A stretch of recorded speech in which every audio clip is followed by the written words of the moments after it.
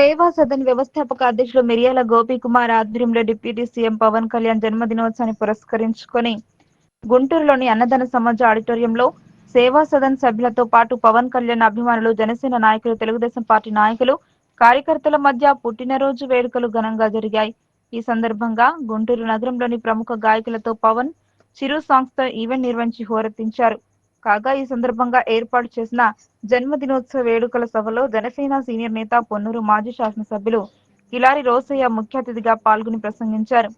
రోసయ్య మాట్లాడుతూ పవన్ కళ్యాణ్ అంటే ఒక విజనరీ గల నేతని, విలువలతో హుందా రాజకీయాలు చేసే గొప్ప మనసున్న మనిషిని కొనియాడారు. ఆయన 30 కోట్ల రూపాయల సొంత నిధులతో పేద రైతాంగానికి సేవలందించిన స్ఫూర్తి ప్రదాత అన్నారు. ఒక పక్క రాష్ట్రం అభివృద్ధి చెందుతున్నా కానీ పేదలను ఆదుకునేందుకు, వివిధ సమస్యలను పరిష్కరించేందుకు ప్రభుత్వంతో పాటు ధనిక వర్గం భాగస్వామ్యం కావాల్సిన ఆవశ్యకత ఎంతైనదన్నారు. మన డిప్యూటీ సీఎం పవన్ కళ్యాణ్ అలాగే మెగాస్టార్ చిరంజీవులను స్ఫూర్తిగా తీసుకొని గత 30 సంవత్సరాల నుంచి వివిధ రూపాల్లో సేవలు అందిస్తున్నందుకు చాలా సంతోషంగా ఉందని ఆయన అన్నారు.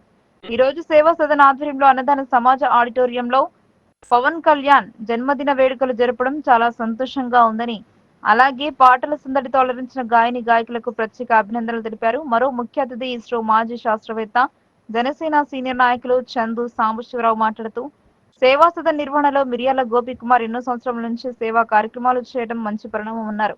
డిప్యూటీ సీఎం పవన్ కళ్యాణ్ అంటే ఒక మంచి వ్యవస్థకు నాంది పలికే నాయకుడు అన్నారు.